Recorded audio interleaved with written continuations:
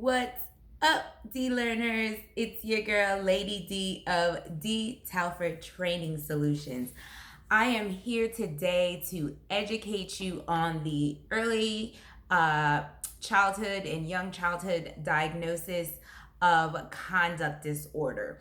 So, what is conduct disorder? So, as you might have seen, one way that children can conduct themselves is by criminal activities. So when I think conduct disorder, I think, could this potentially turn into a criminal activity if this child was older? So what is conduct disorder? Well, it's a serious behavioral and emotional disorder that occurs in children and teens. So, conduct disorder is referring to repetitive and persistent behavior, as well as emotional problems in young children and adolescents. So, this disorder causes them to have difficulty of following rules, respecting rights of others, and they also have difficulty with showing empathy and even understanding how to behave in a way that is socially acceptable. So these children are often viewed as the bad child, the delinquent child. And so, with conduct disorder, there are some major key factors that you should consider. So, children with conduct disorder, they are aggressive. They have aggressive behavior. These behaviors threaten or cause physical harm, like fighting or bullying, hurting animals, hurting people, using weapons, or forced sexual activity.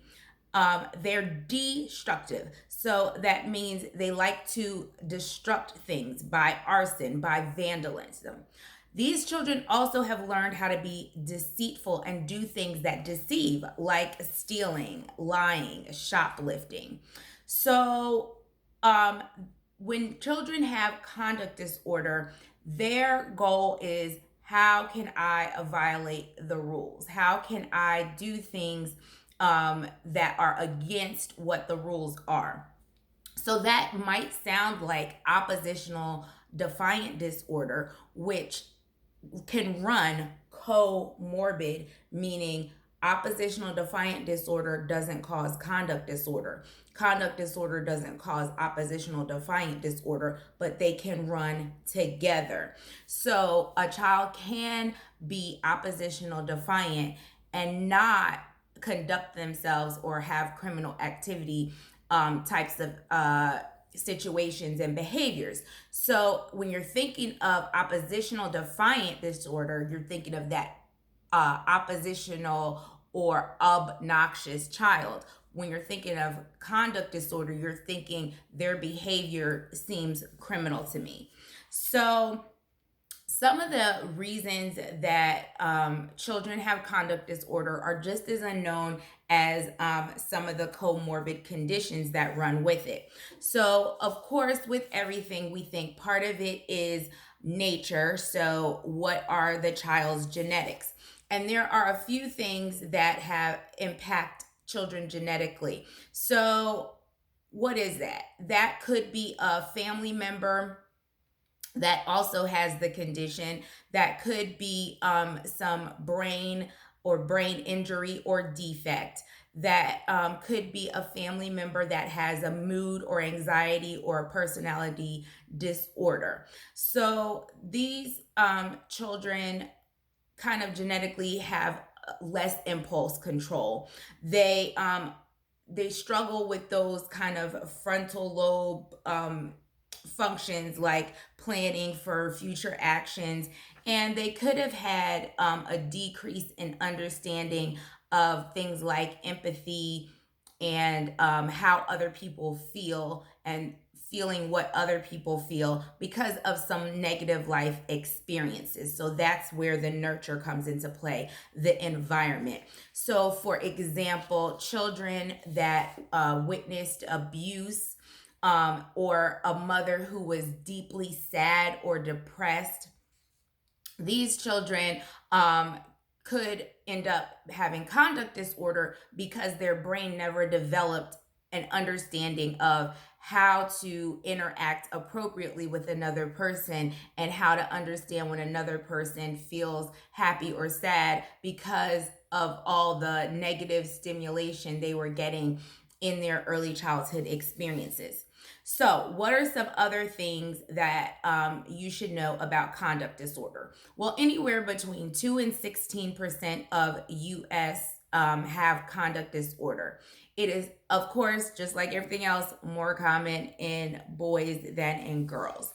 Now, you're at higher risk for conduct disorder being male, living in an urban environment, living in poverty, having a family history of conduct disorder or mental illnesses, having another psychiatric disorder, having parents who used drugs or abused alcohol, having a dysfunctional home environment, experiencing trauma, and being abused or neglected. So, if you want some examples in the media of conduct disorder, look at Nelson Muntz from The Simpsons. He throughout all many episodes of The Simpsons exhibited signs of conduct disorder. You can look at Joffrey from Game of Thrones and the way he ruled with just ruthlessness. He would be a good example of conduct disorder as well. If you watch 13 Reasons Why, Bryce and Monty, the way they terrorize people. Bryce is a rapist. Monty is he sexually assaults and abuses people. That is the most extreme versions of conduct disorder. So in my next video, I'm going to share with you some signs and symptoms of conduct disorder, because what we want to prevent is this child growing up, having these experiences, having a conduct disorder, and we let it go until their teenage years, and then it just continues to get worse and manifest itself, instead of us trying to work with children with your pediatrician, a psychologist, a psychiatrist to help get that child help. Because at 18, typically conduct disorder becomes probably antisocial personality disorder in about 1/3 of the population that have conduct disorder. So that's more your psychopath, your sociopath, your person that is intentionally hurting people. Probably a good majority of the people that end up in prison for severe crimes. So we're here to train up a child in the way they should go, so when they are old, they will not depart from it. So clearly, with conduct disorder, you are the most important person in a child's life, and it's up to you to help them reach their potential. Is their potential to be a great entrepreneur? Is there potential to be a CEO of a company? Or is there potential to be a mass murderer or a rapist? This is all in our hands as educators and as parents. And we can help children who have conduct disorder, who are showing those aggressive behaviors, who are showing those violent tendencies, who are showing those deceitful actions. If you want more information on early childhood education and childhood diagnoses that can affect children in your home or your classroom, make sure you subscribe to my channel. Click any of my links below to connect with me on social media. Like this video and share it with a friend. I hope that you have a wonderful day educating and bringing up the next generation.